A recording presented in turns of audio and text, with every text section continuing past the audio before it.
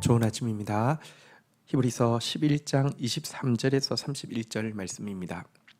23절, 믿음으로 모세가 태어났을 때 그 부모가 아름다운 아이임을 보고 석 달 동안 숨겨 왕의 명령을 무서워하지 아니하였으며, 26절, 믿음으로 모세는 장성하여 바로의 공중의 아들이라 칭함 받기를 거절하고, 25절, 도리어 하나님의 백성과 함께 고난 받기를 잠시 죄악의 낙을 누리는 것보다 더 좋아하고, 26절, 그리스도를 위하여 받는 수모를 애굽의 모든 보화보다 더 큰 재물로 여겼으니 이는 상 주시는 이심을 바라봄이라.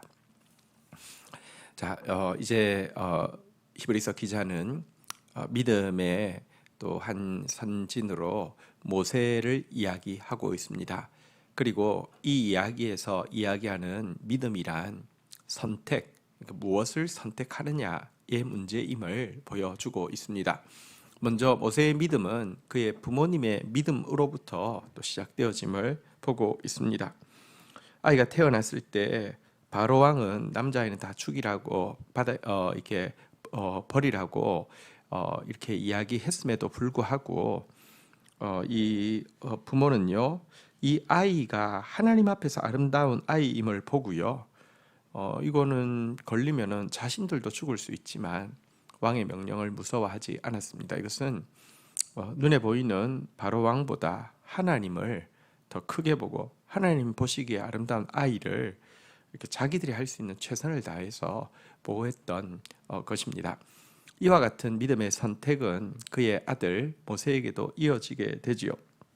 모세가 장성한 나이가 되었고 이제 자기가 선택할 나이가 되었을 때 바로의 아들이라는 이 호칭과 또 그것으로 말미암아 누릴 수 있는 애굽의 모든 보화보다 자기가 유대인임을 알게 되었을 때 유대인임을 선언하고, 그리고 이 유대인과 함께 고난 받기 위하여서요, 그가 히브리 노예를 돕고 애굽 사람을 죽이는 이 일을 감행하게 된 것입니다. 여러분, 사실 이거 참 만만한 일이 아니죠. 그냥 잠시 눈 감으면 현실적으로는 자기는 지금 바로의 아들로서 정말 모든 그 안락과 모든 부귀가 다 앞에 있는데 이거 포기하고 이제 유대인의 일원으로서 취급받기로 결정한다는 거 정말 쉽지 않은데요. 그러나 그는 이것을 선택했습니다. 이것이 바로 믿음입니다. 왜냐고 하면 그는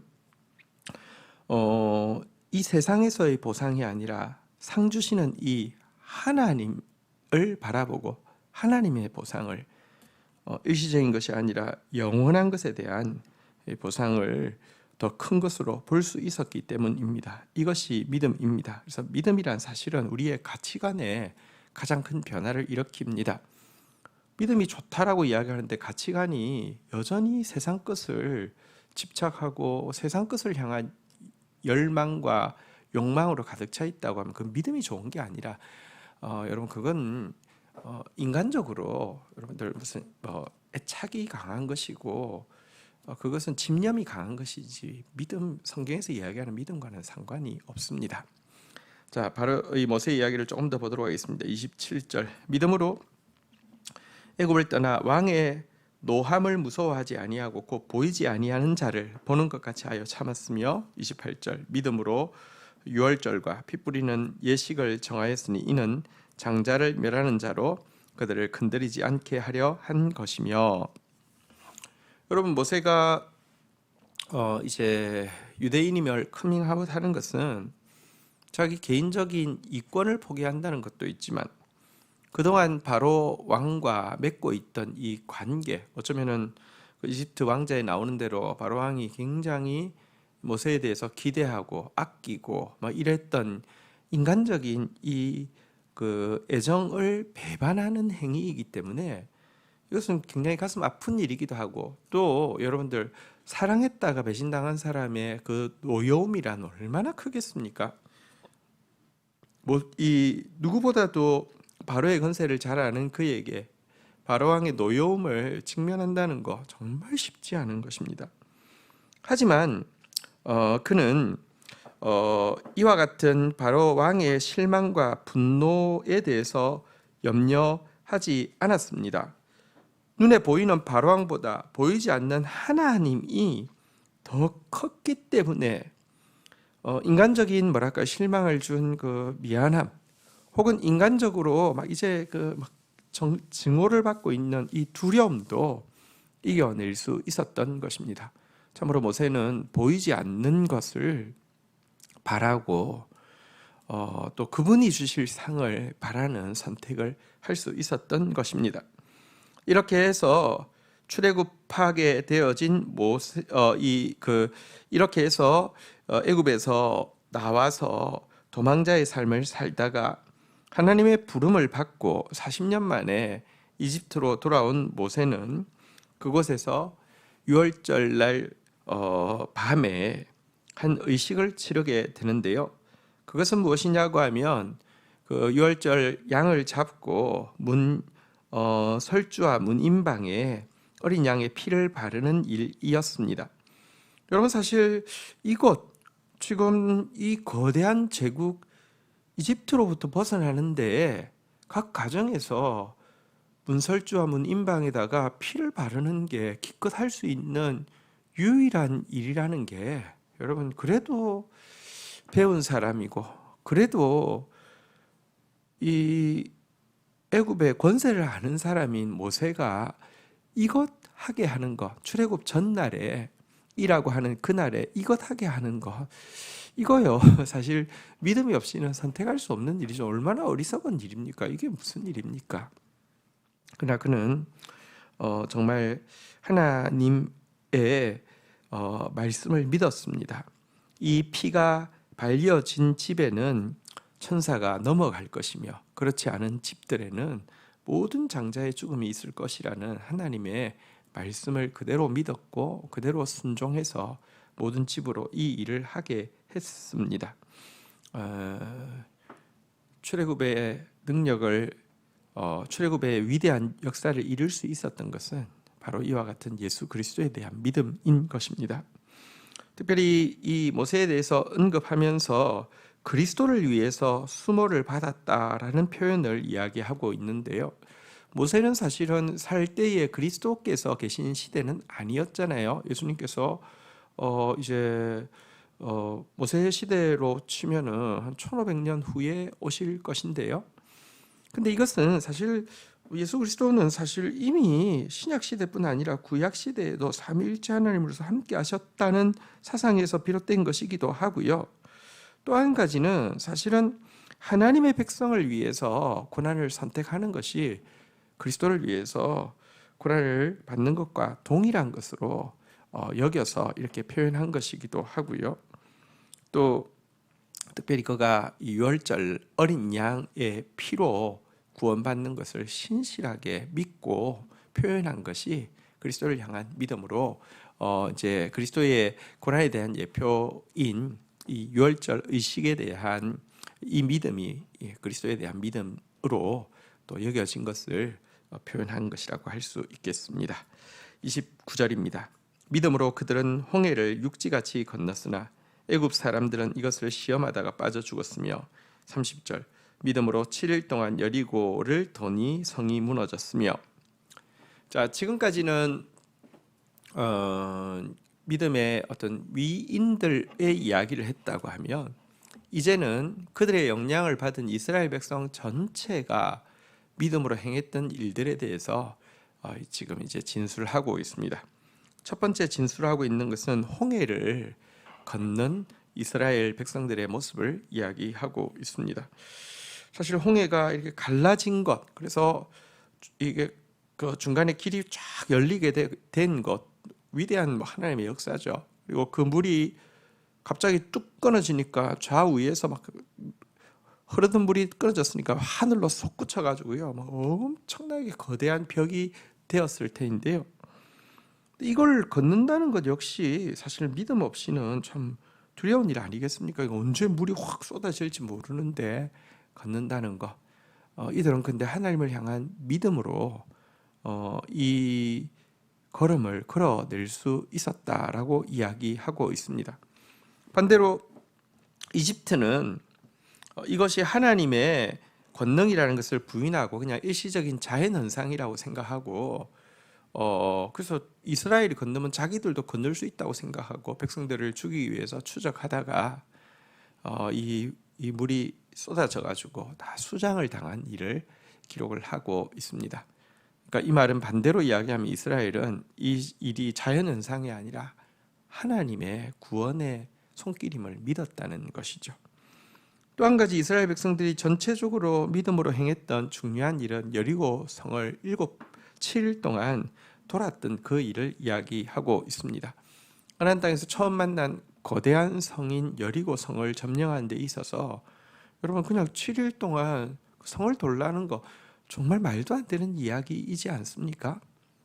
하지만 출애굽의 기적을 이루신 주님이 가나안 땅도 하나님의 방법으로 주시겠다고 하시는 이 말씀 앞에서 그들은 믿음으로 순종했고요. 한마디도 불평하거나 의심하지 않고 침묵하면서 그 7일을 돌다가 마지막에 믿음의 선포로 고함을 칠 때 성이 무너진 것, 이것은 이스라엘 백성들이 믿음의 역사에 동참했던 것을 이야기하고 있습니다.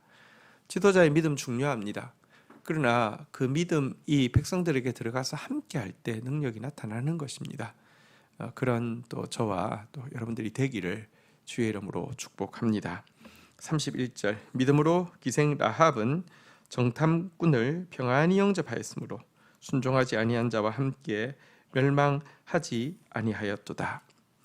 자, 이제 믿음의 역사에 대해서 사실은 어떤 의미에서 가장 비천한 여인이고 가장 뭐랄까요, 구원과 멀어 보이는 한 여인을 또 샘플로 내세우고 있습니다. 그녀는 여리고 성에 있던 기생 창기였던 라합입니다.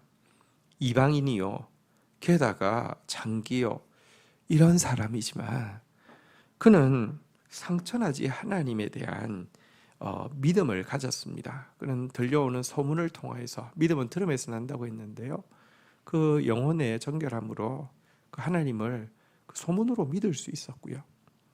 정탐꾼을 보냈을 때 사실은요, 이미 사실 어떤 의미에서 그녀를 구원하기 위해서 보낸 것이나 다름없습니다. 하나님이 무슨 정탐꾼 보내어서 어떤 예루살렘 여리고로 들어가는 어떤 개구멍을 찾기 위해서 보냈습니까? 그거 아니잖아요. 어차피 7번 돌아서 무너뜨릴 것인데요, 그 안에 믿음의 고백을 하는 한 사람을 찾아내기 위함이었겠죠. 근데 그 정탐꾼을 숨겨주기도 하고요.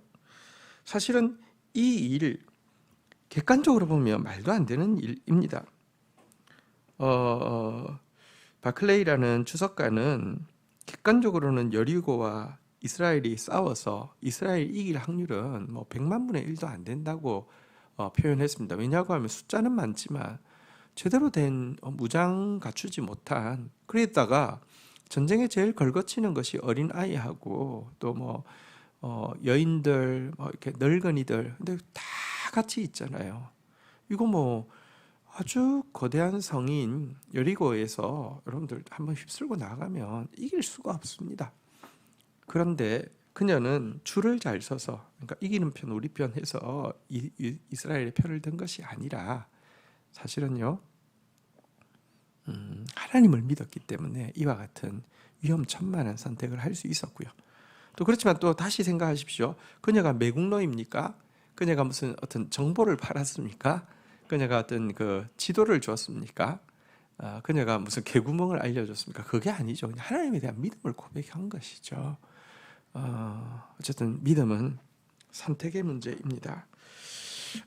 바른 믿음을 가짐으로 말미암아 바른 선택을 할 수 있는 더 영원한 것, 더 가치 있는 것을 선택할 수 있는 저와 여러분들이 되기를 주의 이름으로 축원드립니다. 이 믿음으로 기생 라합은 예수 그리스도의 족보에 오르게 되었고요. 지금도 탈무드에서 성경 역사의 가장 위대한 여인으로 사라와 아비가일과 에스더와 더불어 라합을 가장 존경받는 여인으로 평가하고 있는데요, 그런 여인이 되었습니다. 이런 믿음의 선택을 할 수 있는 저와 여러분들 되기를 주의 이름으로 축복합니다. 주신 말씀 붙잡고 기도하며 나가도록 하겠습니다. 하나님 감사합니다. 우리에게 믿음을 허락하여 주셔서 잠시 눈에 보이는 세상에서 안락을 누리는 것보다 하나님 영원한 하나님 나라를 위해서 수고할 수 있는 것을 선택하는 저희들 되어질 수 있도록 은총을 베풀어 주시기를 간절히 간구하고 소원합니다. 사람의 눈을 크게 생각하고 사람의 감정을 크게 생각해서 그것 때문에 하나님 정말 선택해야 될 것을 선택하지 못하고 하나님을 기쁘시게 하지 못하는 자가 되지 않게 하여 주시고 사람의 눈보다 인간의 감정보다 하나님의 눈을 하나님의 마음을 더 크게 여기는 저희들 되어질 수 있도록 인도하여 주옵소서. 하나님 눈에 보이지 않는 하나님이 크고 하나님이 주실 상이 더 좋은 그런 선택을 할 수 있는 자들 되어지도록 저희들에게 은혜를 더하여 주시옵소서. 또한 하나님 가장 작은 자, 가장 초라한 자 기생 라합이 상처나지 하나님을 크게 봄으로 말미암아 위험천만한 선택을 할 수 있었던 모습도 보게 됩니다. 하나님 저희들 눈에 정말 하나님이 커지는 은혜를 허락하여 주시옵소서. 하나님을 위해서 또 도전하는 하나님을 위해서 위험을 무릅쓰는 그런 은혜도 허락하여 주시기를 간구합니다. 하나님 이스라엘 백성들이 믿음으로 홍해를 건너고 이스라엘 백성들이 믿음으로 여리고를 7일 동안 돌았던 그 믿음을 또 온 공동체에 허락하여 주셔서 믿음의 말씀 붙잡고 함께 전진하는 저희들 되어지도록 인도하여 주옵소서. 예수 그리스도의 이름으로 기도 올립니다. 아멘.